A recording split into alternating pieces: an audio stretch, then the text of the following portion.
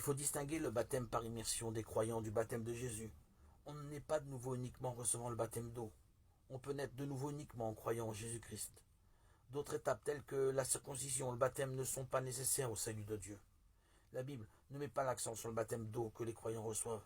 Elle met plutôt l'accent sur le baptême que Jésus-Christ a reçu de Jean-Baptiste. En fait, nombre de versets de la Bible prouvent que le baptême de Jésus est indispensable et essentiel pour notre salut et que c'est l'acte de justice. C'est pour cette raison qu'il est cité au début des 4 évangiles. Marc commence explicitement l'histoire de l'évangile de Jésus-Christ, fils de Dieu, par le baptême de Jésus.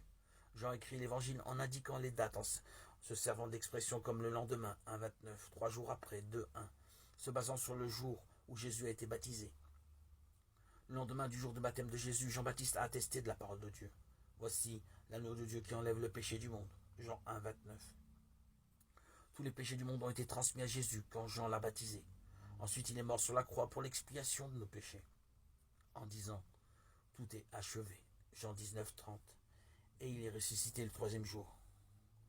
L'apôtre Paul a dit « Je vous ai donc transmis en premier lieu ce que j'avais moi-même reçu, à savoir que le Christ est mort pour nos péchés selon les Écritures, qu'il a été mis au tombeau, qu'il est ressuscité le 3e jour selon les Écritures. » 1 Corinthiens 15, 3, 4.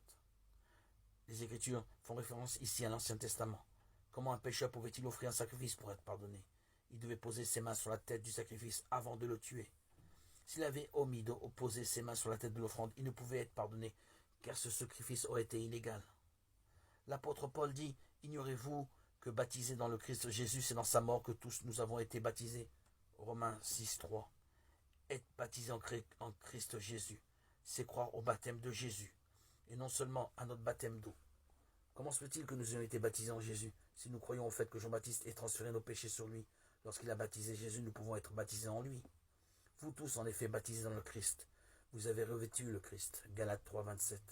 Ceux qui ont transmis leurs péchés à Jésus par l'intermédiaire de Jean-Baptiste sont sans péché, sont devenus les saints enfants de Dieu. C'est en lui que vous avez été circoncis d'une circoncision qui n'est pas de main d'homme, par l'entier dépouillement de votre corps charnel.